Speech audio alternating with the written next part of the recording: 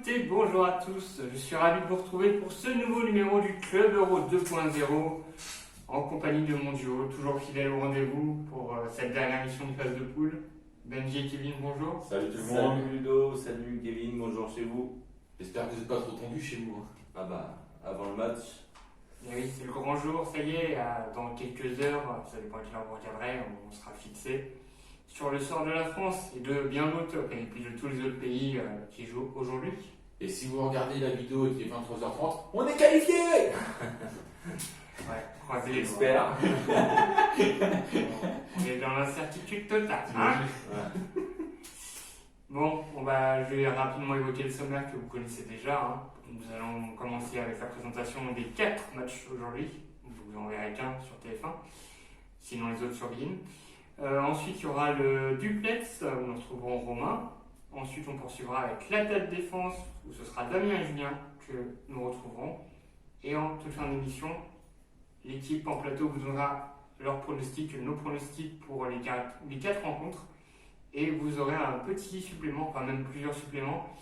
La rencontre Portugal-France sera pronostiquée par Dave Apadou et John Ferreira, que vous connaissez déjà, vous avez vu lors des précédents matchs de la France. Et John Ferreira aussi pronostiquera la rencontre Slovaquie-Espagne. Mais ça, c'est en fin d'émission, restez avec nous jusqu'au bout. Tout de suite, la présentation des matchs.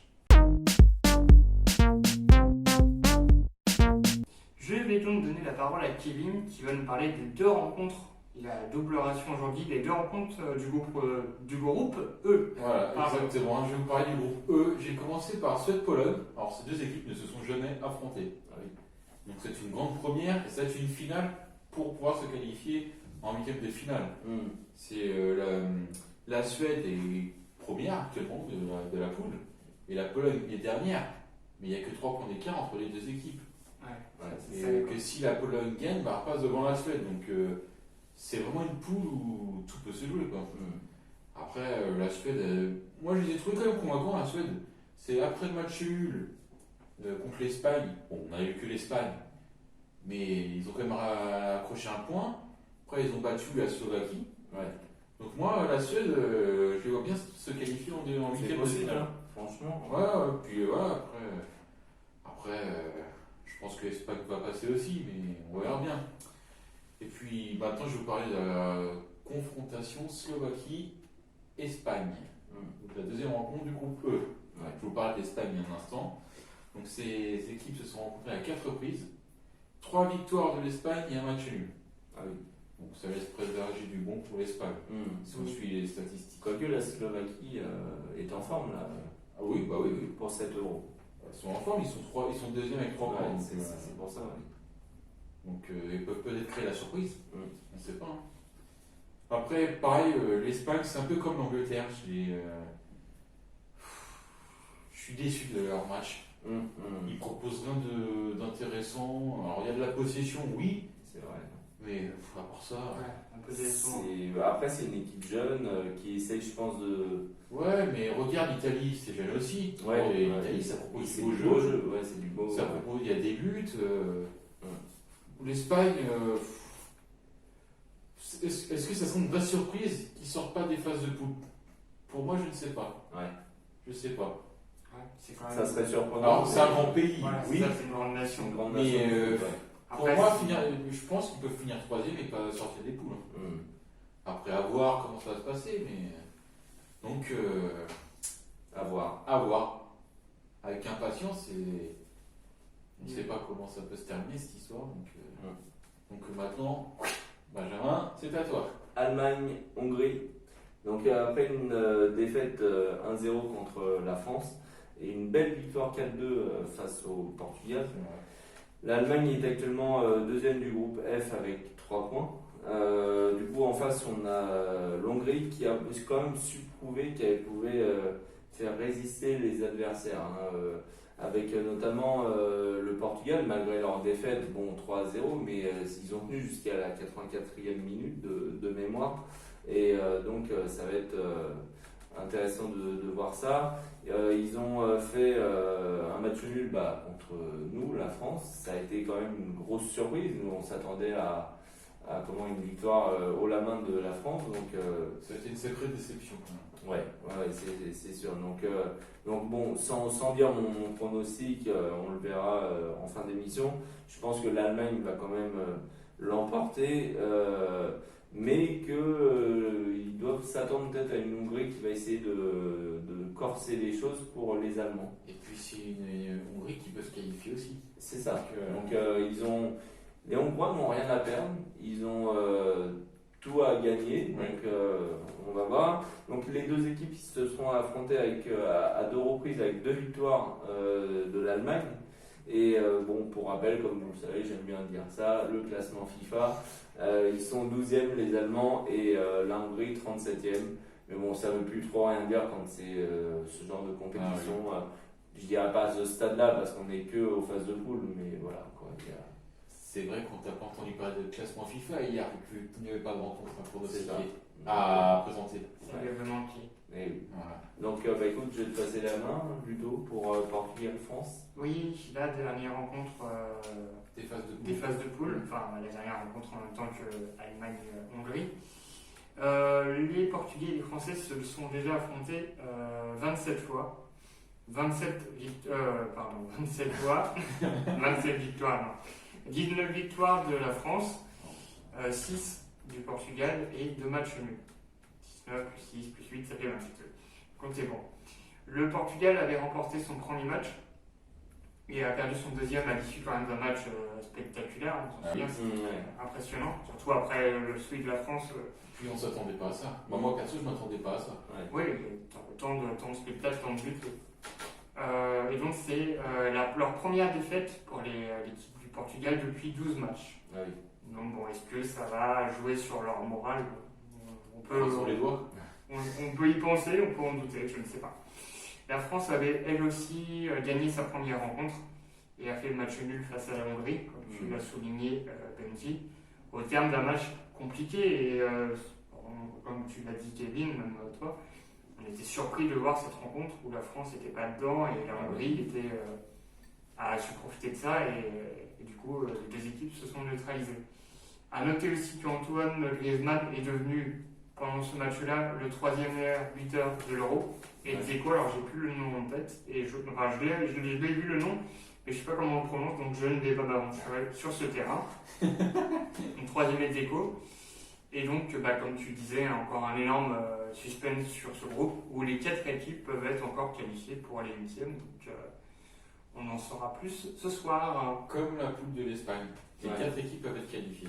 Mais je crois que c'est comme de nombreuses poules. Hein. Enfin, Ouais, de toute façon, ça a été un début d'Euro assez rythmé. Hein, donc, Bah oui. juste pour information, Dembélé, du coup, on a appris qu'il Oui, il était avait forfait. été blessé au genou. Donc ça peut être un handicap pour nous parce que c'est une sorte de remplaçant qui arrive souvent vers la 60e, 70e minute pour remplacer. Alors, oui et non. Parce que oui, évidemment, hein, c'est bien d'avoir un joueur comme ça dans son effectif. Ouais. Mais il y a encore Kingsley Coman. Oui, Pareil, rapide. Ouais. Mais bon, c'est quand même. Bien sûr. Pour le moral aussi des joueurs, de savoir qu'il y a l'un de leurs coéquipiers qui part, mentalement ça peut jouer. Oui, bon. Ouais, et puis malgré tout, ça fait quand même toujours un joueur en moins. Et on espère qu'on va poursuivre la compétition. Donc voilà, c'est toujours un joker en moins. On espère que ce sera le seul entre guillemets en moins. Quoi, C'est sûr. Et donc, merci à vous deux pour ces présentations. Merci à toi. J'espère qu'elles vous ont été intéressantes et concluantes. Pour nous donner vos pronostics, commentez la vidéo sur nos réseaux sociaux, Facebook, Instagram, YouTube. Donnez-nous les scores des matchs et on vous rappelle qu'il y aura peut-être un petit lot pour le ou la meilleure. Mais on en reparlera tout à l'heure. Voilà, tu te tais. On verra ce que Kevin offre. Voilà. Et pour le moment, on va poursuivre avec le duplex. Nous allons donc retrouver Romain qui est en duplex de Budapest. Bonjour à vous sur le plateau et bonjour à vous derrière votre écran. Bienvenue une nouvelle fois à Budapest. Cette fois, je prends un petit peu de hauteur pour vous montrer le Parlement de Hongrie qui est magnifique et pour vous faire part de la dernière anecdote de la phase de poule. Et elle concerne un sujet que Julien et Damien ont déjà pu aborder il y a 2 jours. à savoir les stades vides ou à moitié vides. Et ben, je ne sais pas si vous savez, ce n'est pas la première fois que ça arrive. En 1960, lorsque l'Euro est créé, très peu de personnes s'intéressaient à l'événement et donc on a vu des stades vraiment quasi vides pendant toute la compétition. Donc voilà, pas de Covid à l'époque, mais le même phénomène. Aujourd'hui on connaît les circonstances, mais en tout cas voilà, c'est juste pour vous dire que ce n'était pas la première fois. Moi j'ai la chance de ne pas être concerné par ce problème parce que le stade est rempli à 100%. Et ce soir ça va être vraiment l'ambiance parce que match très important la France et le Portugal. Donc voilà pour la petite anecdote du jour et puis j'espère que ça vous aura plu. On se retrouve très vite pour une prochaine anecdote ou un prochain duplex. En tout cas, moi je continue ma visite et puis on se retrouve déjà ce soir pour le débrief des Bleus que vous verrez demain sur votre écran. Et je vous dis à très vite. Ciao. Merci Romain pour ce duplex et pour cette anecdote du jour. On te souhaite évidemment une bonne journée et une bonne soirée sur place. Allez les Bleus, allez les Bleus. Avec une bonne victoire, on l'espère.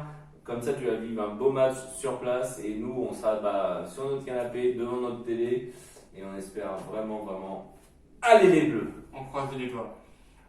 Du coup, Romain, on te retrouve ce soir sur Zoom tous les 4 pour débriefer de la rencontre. Et chers internautes, vous retrouverez cette séquence dans une émission écourtée demain matin. Et ensuite, le prochain rendez-vous, ce ne sera pas vendredi, mais samedi, où on vous présentera les matchs, on vous donnera le pronostic pour le premier huitième de finale. Oui, j'ai une question. Eh ben, vas-y, on t'écoute. C'est quand que je peux dormir? Je viens de le dire, vendredi matin. Oui, mais vendredi matin, je bosse. Et ben, à la fin de l'Euro, le 12 juillet, ça te va? Pas trop, mais est-ce que j'ai le choix? Non. Non, bon, on va s'adapter alors. Et ben voilà, on s'adapte. Comme vous, on espère que vous nous regardez. On ne sait pas trop à quelle heure, mais on espère que le fait que les vidéos soient publiées tôt le matin vous permet de nous regarder tous les jours. Et en parlant de tous les jours, on va retrouver Damien et Julien pour la tête défense. C'est le moment où nous retrouverons Damien et Julien. Ils vont évoquer le sujet de Cristiano Ronaldo. Stop ou encore? On vous laisse regarder. Je suis super excité pour ce soir parce que la France rencontre le Portugal, ça va être le match retour de l'Euro 2016 et bon, affronter quand même une des plus grosses stars planétaires, Cristiano Ronaldo. Oui, enfin, plus gros star, bon, ça fait quand même plusieurs années il est quand même beaucoup redescendu, quoi, hein. Pourquoi tu dis ça Franchement, voilà, ça fait 3 ans qu'il est à la Juve, il était venu pour faire gagner la Juve, la Ligue des Champions à la Juve, c'est franchement pas une réussite. Oui, mais quand même, d'accord, je veux bien pour les 3 dernières années, sachant qu'il a au moins 46 ans, mais je veux dire, faut pas oublier que derrière, il a quand même eu combien? 5 Ligues des Champions, non, 4 Ligues des Champions au moins, depuis qu'il était au Real Madrid pendant 9 ans, donc on peut pas effacer ça non plus. Non mais bon, si tu regardes par exemple, là, depuis l'Euro, si on parle du Portugal, oui, il a marqué 2 buts face à la Hongrie. Bon, il a déverrouillé le match à la 82e minute. Bon, voilà, au moins, enfin après la 82e minute. De la même manière, face à l'Allemagne, ils ont perdu 4-2. Donc il n'a pas été déterminant. On sent que l'affluence de Ronaldo est quand même en train de se casser la figure quand même. Après, moi, Comme tu dis, à 46 ans, je veux dire, c'est une catastrophe quoi, pour moi. Après, comme je le dis souvent, Catastrophe est un grand mot, mais bon. comme je le dis souvent, après dans une équipe, même s'il aime bien prendre la lumière sur lui, on est 11 dans une équipe, donc faut pas non plus tout faire. Hein. Non mais bon, voilà. Et puis après, de toute façon, j'ai jamais aimé sa personnalité, je le reconnais. Je veux dire, le côté un peu, je plonge pour essayer d'avoir un corner, je plonge un coup franc, je plonge pour essayer d'avoir un penalty, je me monte. Je veux dire, à un moment, c'est bon, gars, t'as fait ton taf, comme dit Damien, t'as gagné des Ligues des Champions, bravo, pars à la retraite, c'est bon, arrête, là, le Portugal, ça devient ridicule. Non, là, je suis pas forcément d'accord, je vais te dire pourquoi. Déjà, à la limite, c'est pas plus mal qu'il attire la lumière sur lui, parce que ça veut dire que les autres peuvent travailler plus tranquillement, finalement. C'est comme s'il faisait un peu de diversion. Et puis, deuxièmement, il a l'air égoïste comme ça, parce que le gars, il est en train de compter les buts, machin, il consulte sa page Wikipédia, tout ce que tu veux. Mais c'est quand même quelqu'un de très généreux. Je veux dire, il y a des tas d'anecdotes comme ça qui sont super sympas, comme le fait qu'un de ses meilleurs amis, qui aurait pu marquer quand il était en équipe de jeunes, il lui a fait la passe, donc c'est lui qui a été recruté pour le CFA, je crois, de Sporting Lisbonne. Et depuis Cristiano Ronaldo, il rembourse entre guillemets comme il peut son pote en lui envoyant de l'argent, des Ferrari, une belle maison. Voilà, il y a de ça, et puis pareil, il ne se tatoue Toujours des pas. choses clinquantes, quoi. Bah, C'est toujours regarde, il ne se tatoue pas, il n'en parle pas, mais il ne se tatoue pas parce que il veut faire des dons de sang et il sait que quand tu te tatoues et que tu mets des picousses, bah tu peux plus vraiment bien donner, quoi. Donc, Bon, et puis, bon. en Après, même- on sort du foot, je suis d'accord. En même temps, tu parlais du Portugal, etc. Je veux dire, ils ont presque gagné l'Euro 2016 sans lui. Hein. Donc bon, Ouais, comme ça, c'est sûr que. Mais bon, ils n'ont pas n'empêche forcément besoin de lui. Ouais, mais sur la ligne du palmarès, il l'a quand même. Merci Damien, merci Julien. On se retrouve donc pas demain, mais samedi. Kevin, Benji, est-ce que vous êtes pour Ronaldo? Enfin, pas pour ou contre, mais est-ce qu'on continue, enfin stop ou encore quoi? Je sais pas comment reformuler. Honneur à vous. Alors, Ronaldo, moi je pense qu'il peut continuer. Rapidement, je voyais Ouais, que tu étais lancé. non, je pense qu'il peut continuer encore un peu. On voit qu'il est encore très performant. Après, je pense que là, c'est clairement son dernier Euro. Il ne le refera pas, je pense. Cependant, sa dernière grosse compétition, il peut la faire pour l'année prochaine, hein, lors du mondial. Après, on verra ce que ça va donner. Ce qui est sûr, c'est que ça, personnellement, qu'on l'aime ou qu'on l'aime pas, hein, ça va faire bizarre quand il va prendre sa retraite. Parce qu'on a un peu grandi avec ce genre de joueurs, Ronaldo, Messi et tout. C'est une génération qui va voir partir ces joueurs-là, quoi. Donc je pense qu'il peut continuer. Il a 36 ans, je crois, 35, 36. Possible. Et du coup, ça va être compliqué pour lui après, mais je pense qu'il peut continuer. Moi, je ne vais pas réagir. Je n'ai rien à dire là-dessus. Moi, personnellement, bon, non plus. Donc, merci Bah, Benji. T'as parlé pour nous. Voilà, c'est bon. C'est bien, t'as été objectif, concret et rapide. Ah, ça va là. Et on aime ça. Et vous, que pensez-vous des sujets qui ont été abordés sur le premier Euro avec le public, sur Cristiano Ronaldo? N'hésitez pas à réagir en commentant la vidéo sur Facebook, Instagram, YouTube. Restez avec nous, on poursuit tout de suite avec nos pronostics.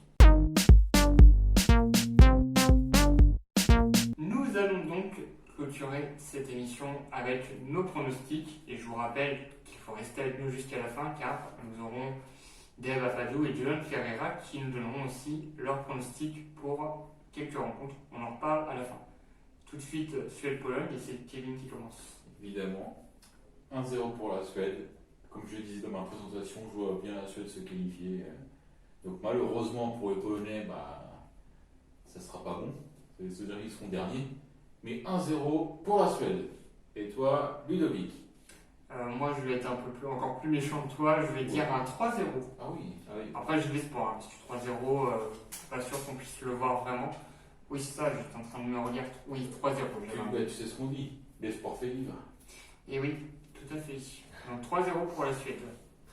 Eh bien moi, la surprise générale, je vois la Pologne gagner 2-1. Ah oui, mais quand même, c'est une petite surprise quand même. Ouais, donc voilà, C'est possible. je pense qu'ils peuvent essayer d'avoir un petit sursaut là. Donc. Avec Robert Lewandowski. Oui, voilà, notamment. Et donc toi, je vais te laisser la Je récupère place la main. pour parler de- Slovaquie et Espagne. 2-1 pour l'Espagne, mais ça sera un match très très très très compliqué pour l'Espagne. Je sens que les Slovaques vont pousser l'Espagne dans leur dernier retranchement. Ouais. Ludo. Oui, je suis assez d'accord avec toi. Je pense que c'est le moment où l'Espagne va se réveiller et se révéler. Et ils vont gagner pour moi 2-0 face à la Slovaquie. Mais moi, je vois également une victoire de l'Espagne, mais seulement 1-0. Donc, à voir. Mais ça va être intéressant quand même, le match. Je vais rester du coup sur Allemagne-Hongrie, où là, je vois un 2-0 pour l'Allemagne. Comme je le disais tout à l'heure, les Hongrois, je pense qu'ils vont essayer de tout faire pour embêter, si je peux dire ainsi, l'Allemagne. Mais je vois une victoire de 2-0. Et toi, Kevin? Alors, je te cache pas que j'aurai un petit plaisir c'est que la France batte le Portugal et que la Hongrie batte l'Allemagne. Comme ça, le Portugal serait éliminé. Ah. Mais mon pronostic, c'est une victoire 2-0 de l'Allemagne. Même si la Hongrie sera en Allemagne. Ouais. Donc, peut-être compliqué, hein, ça ne sera pas comme les 2 matchs précédents. Donc tu vois combien du coup? 2-0. 2-0 pour l'Allemagne. Merci de m'écouter, c'est Oui, très sympa. je vous en prie. Donc 2-0 pour l'Allemagne. Bon, bah, je passe la main. Comme moi, en fait. Donc, Ouais, voilà. Merci de m'écouter, Philippe. Bon, allez, c'est ils ont fini là, c'est pas possible. Vous voulez sortir du plateau ici? Non, c'est ça non, c'est bon, c'est bon. Oh, alors. Bon, moi aussi je vois une victoire de l'Allemagne.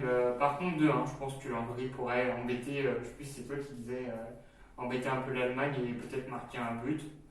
Mais bon, après, c'est ce que tu disais, ça sera en Allemagne, donc bon, ça sera à prendre en compte aussi. Mais je vois quand même un 2-1 pour l'Allemagne.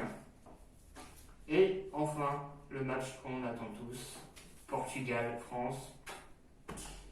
Je vais faire mon chauvin et mon optimiste en croyant à une victoire française dans la douleur quand même. 2-1. Voilà. Je croise les doigts pour que ce soit ça, ou en tout cas qu'on gagne. On verra bien ce soir, j'espère.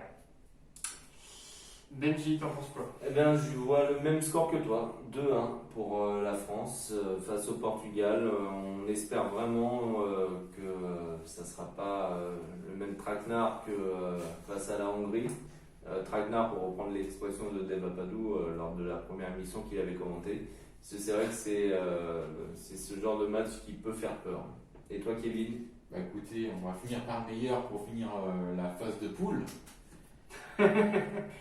2-1 pour la France. Pardon, excusez-moi, j'ai la langue un peu compliquée. 2-1 pour la France. Et puis bon, vous avez tout dit, de toute façon, c'est un match compliqué. On va avoir peur et puis mais on va se qualifier premier. Ouais, ça, j'espère et je pense que ça devrait le faire. Je suis choqué de voir que tu participes à l'émission et que tu regardes aussi les émissions, c'est bien. Tu mets des likes, tu mets tes pronostics, tu commentes. Je fais tout. Je suis ravi de l'apprendre maintenant. Tu parlais tout à l'heure de Deva Badou, tu fais une belle transition. On vient de nous donner le pronostic pour ces 4 dernières rencontres des phases de poule. Maintenant, vous allez retrouver le pronostic de Deva Badou pour la rencontre Portugal-France et les pronostics de John Ferreira pour la rencontre Slovaquie-Espagne et également Portugal-France. On vous laisse regarder. Ouais, bonjour à tous. Bon bah écoutez, la dernière fois je me suis légèrement trompé sur le pronostic. Je voyais les Bleus se promener en Hongrie. Bon, bah ça a été compliqué, mais la chaleur, la pelouse sèche, tout ça, enfin plein de trucs quoi. Non, bien sûr, les Bleus ont été décevants pour tout un tas de raisons. Mais c'est pas grave, en fait, ils doivent se rattraper contre le Portugal, même s'ils sont déjà qualifiés pour les 8e, mais maintenant, quel 8e? Et là, il va falloir choisir ton poison, quoi. Soit tu finis premier et tu t'achètes un 8e, on va dire très jouable. Soit tu finis 2e et c'est peut-être l'Angleterre à Wembley, donc ça se sent pas bien. Soit tu finis 3e et là, bonjour, les Pays-Bas, la Belgique, je ne sais quoi. Donc, dans l'idéal, il faudrait que les Bleus finissent premiers, donc gagnent ce match contre le Portugal. Parce que probablement que l'Allemagne, elle, va faire le boulot contre les Hongrois. Donc, j'ai envie de dire que cette équipe, elle a quand même cette capacité, cette équipe de France, cette capacité à aller chercher les résultats qu'il lui faut quand il faut. Et cette équipe du Portugal, franchement, elle est un peu inquiétante. Hein. Moi, je sais pas ce que vous en pensez. Alors, je dirais bien que sur ce que j'ai vu du Portugal contre l'Allemagne et sur ce que je sais de l'équipe de France, même si, bon, il y a eu la Hongrie, pardon. Et ben, je dirais bien que l'équipe de France va faire le boulot à la façon de l'équipe de France. Un petit 1-0 des familles, peut-être même un CSC de Pep, on va savoir. Non, un petit but de Benzema. Tiens, voilà, allez hop. 1-0 but de Benzema, histoire qu'on évacue le sujet de il marque pas, et patati et patata. Voilà, qu'on arrête ces petites polémiques, dont je ne fais jamais partie, évidemment. Et donc voilà. Donc allez, 1-0 équipe de France dans un match un peu verrouillé.